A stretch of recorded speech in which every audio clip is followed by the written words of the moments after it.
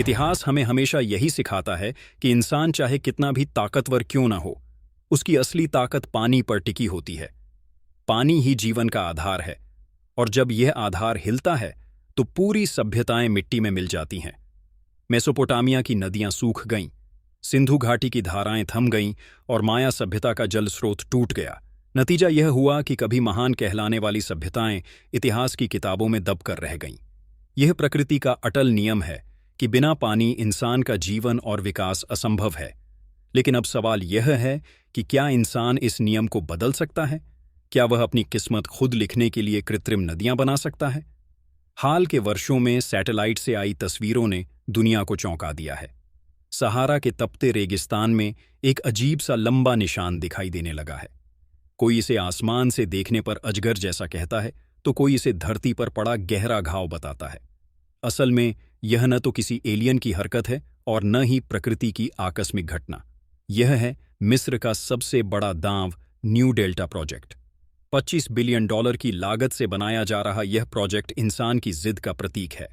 इसका मकसद है रेगिस्तान के दिल में एक कृत्रिम नदी बनाना।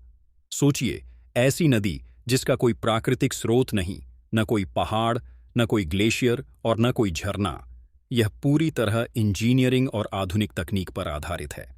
आपको वीडियो अच्छा लगे तो कमेंट में जय हिंद लिखना न भूलें। लेकिन मिस्र ऐसा जोखिम क्यों ले रहा है? वजह है उसकी बढ़ती आबादी और नील नदी पर बढ़ती निर्भरता।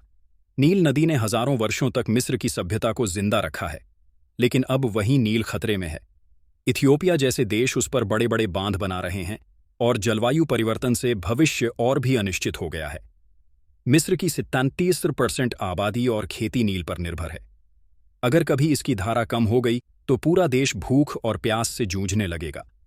यही कारण है कि मिस्र ने इंतजार करना छोड़ दिया और समाधान खोजने की ठानी।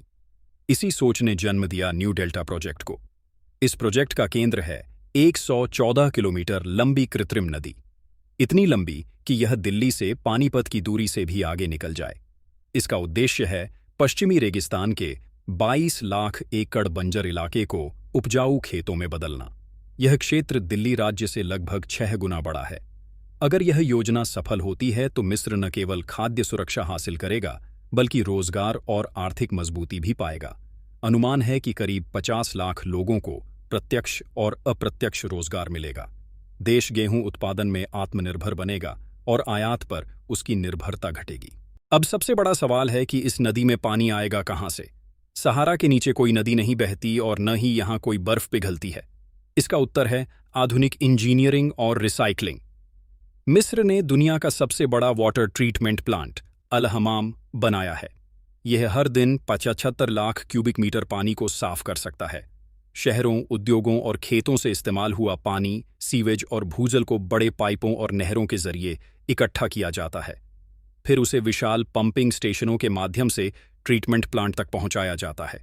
वहां कई चरणों में उसे साफ किया जाता है और अंत में नदी की धारा में छोड़ा जाता है। फिर नहरों के जरिए यही पानी खेतों तक पहुंचता है और रेगिस्तान को हरियाली में बदलने की प्रक्रिया शुरू होती है। यह प्रोजेक्ट सिर्फ तकनीकी प्रयोग नहीं है, बल्कि भू-राजनीतिक रणनीति भी है। रूस यूक्रेन युद्ध ने मिस्र की कमजोरियों को उजागर कर दिया। मिस्र दुनिया का सबसे बड़ा गेहूं आयातक था और उसकी सप्लाई मुख्य रूप से रूस और यूक्रेन से आती थी। लेकिन युद्ध ने सप्लाई चेन तोड़ दी। जहाज बंदरगाहों पर अटक गए, कीमतें आसमान छू गईं और मिस्र खाद्य संकट के मुहाने पर खड़ा हो गया। तभी सरकार ने समझा कि आत्मनिर्भर होना अब विकल्प नहीं, बल्कि मजबूरी है। फिर भी चुनौतियां कम नहीं हैं। सबसे बड़ी चुनौती है $25 बिलियन का निवेश। इतनी बड़ी रकम किसी भी संघर्षरत अर्थव्यवस्था के लिए आसान नहीं। इसके अलावा पर्यावरणीय सवाल भी उठते हैं। क्या रेगिस्तान में इतनी मात्रा में पानी छोड़ने से जमीन में नमक बढ़ जाएगा? क्या भूजल और पारिस्थितिकी पर नकारात्मक असर पड़ेगा? कोई पक्के तौर पर नहीं कह सकता। रखरखाव भी एक बड़ा मुद्दा है। इतने विशाल पंपिंग स्टेशन और ट्रीटमेंट प्लांट्स को लंबे समय तक चलाना बेहद महंगा और जटिल है। आलोचक कहते हैं कि छोटे छोटे स्थानीय प्रोजेक्ट ज्यादा उपयोगी हो सकते थे, लेकिन सरकार का मानना है कि इतने बड़े संकट का हल केवल इतना बड़ा प्रोजेक्ट ही दे सकता है। भारत की नज़र से देखें तो इसमें कई सबक छिपे हैं। भारत भी कृषि प्रधान देश है और यहाँ भी जल संकट, सूखा और बाढ़ जैसी समस्याएं आम हैं। मिस्र का यह प्रयोग हमें सिखाता है कि पानी का पूर्ण उपयोग कितना आवश्यक है। उद्योग और खेती से निकले पानी को ट्रीट करके दोबारा इस्तेमाल करना भारत के लिए भी जरूरी है। यह प्रोजेक्ट यह भी बताता है कि दूरदर्शी योजना क्यों आवश्यक है। भारत को भी साहसिक कदम जैसे नदी जोड़ो प्रोजेक्ट को सही प्लानिंग और गति के साथ आगे बढ़ाना होगा।